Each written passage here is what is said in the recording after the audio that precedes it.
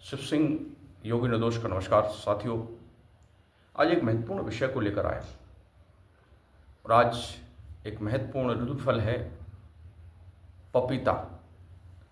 पपीता जो है फरवरी, मार्च और मई से अक्टूबर तक के महीनों में बहुतायत यानी कि बहुत मात्रा में पाए जाने वाला फल है। कच्चे पपीते के दूध में पेपेइन नामक पाचक रस एंजमी होता है, आज के वैज्ञानिक कहते हैं।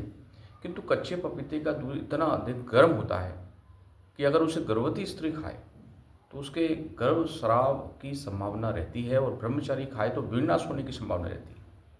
पके हुए पपीते स्वाद में मधुर, रुचिकारक, पित्त दोषनाशक, पचने में भारी, गुण में गर्म, स्निग्धवर्धक, दस्त साफ लाने वाले, वीरवर्धक, हृदय के लिए हितकारी, तिल्ली वृद्धि, अग्निमाद, आंतों की कृमि और उक्त रक्तचाप आदि रोगों को मिटाने में मदरूप होते हैं। आधुनिक विज्ञान के मतानुसार पपीते में विटामिन ए पर्याप्त मात्रा में होता है। इसका सेवन शारीरिक वृद्धि, आरोग्यता की रक्षा करता है। पके हुए पपीते में विटामिन सी की भी अच्छी मात्रा में होता है।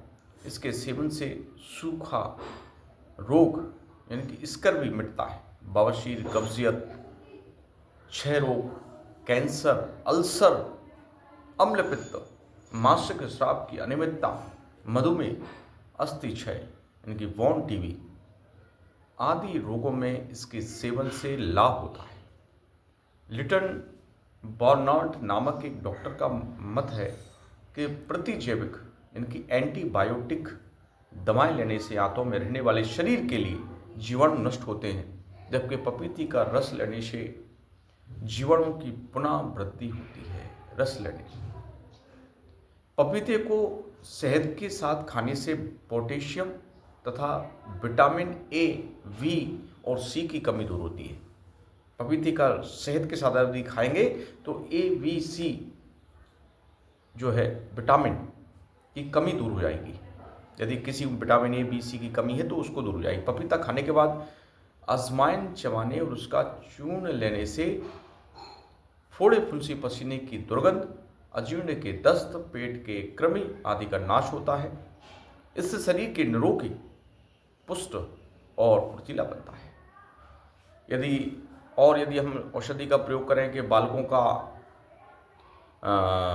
और अल्प विकास हो रहा है तो नाटे, अविकसित, दुबले पतले बालकों को रोज उचित मात्रा में पका हुआ पपीता खिलाने से उसकी लंबाई बढ़ती है, शरीर मजबूत और तंदुरुस्त बनता है।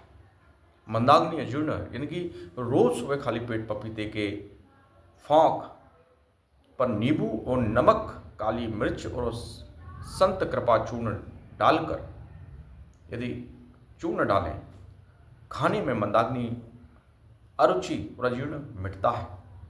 आजकल 10 लोग मशीन और जूस रस पीते हैं, लेकिन यदि आप पपीते का रस पिएंगे तो उससे काफ़ी हद तक आप महत्वपूर्ण अपने स्वास्थ्य का लाभ ले सकते हैं और पपीते का महत्वपूर्ण प्रयोग करके अपने जीवन में कई प्रकार के रोगों का नाश कर सकते हैं।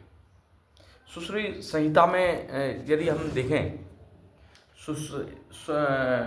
सुश्रुत संहिता के अनुसार गन्ने के दांतों को दबाकर, यानी कि उसमें लिखा है कीटाणु को युक्त भी होता है। और यदि हम देखें, अधिदाही कफ करो बात पित्त निवारण और भक्त प्रहलादनो वृश्यो दंत निष्पृणतो रसा। इनकी सुश्रुत संहिता के अनुसार गन्ने के दांतों में दबाकर उसका रस चूसने पर यह दाहकारी नहीं होता, दांत मजबूत होते हैं और अन्ना कंजूस होता है।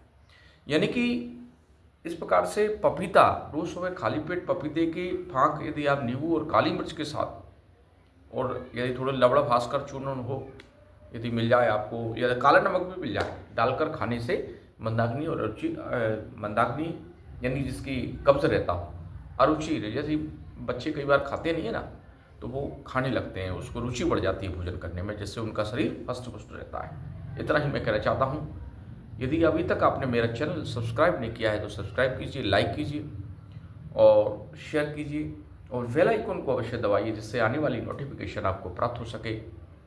आगे आने वाले वीडियो में आपको ऐसे ही मैं आयुर्वेदिक सुंदर जानकारियाँ देता रहूँगा और इस लाभ से आप यदि इनका प्रयोग करने के पहले किसी आयुर्वेदाचार्य या किसी डॉक्टर से अवश्य सलाह ले लें और उसके बाद इसका प्रयोग करें।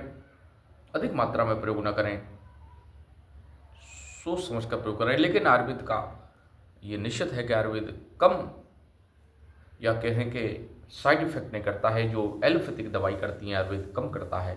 फिर भी आयुर्वेद का इलाज सबसे सुंदर माना गया है और आयुर्वेद का इलाज करने के पहले, घर पर इलाज करने पहले किसी आयुर्वेद डॉक्टर या फिर किसी विशेष चिकित्सक से सलाह अवश्य लें और संपूर्ण अपने शरीर को स्वस्थ बनाएं, क्योंकि शरीर स्वस्थ रहेगा तो हमारा परिवार, समाज और देश सुरक्षित रहेगा।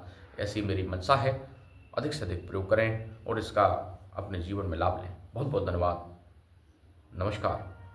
आगे के वीडियो में आप फिर मिलेंगे, तब तक के लिए नमस्कार। बहुत बहुत धन्यवाद।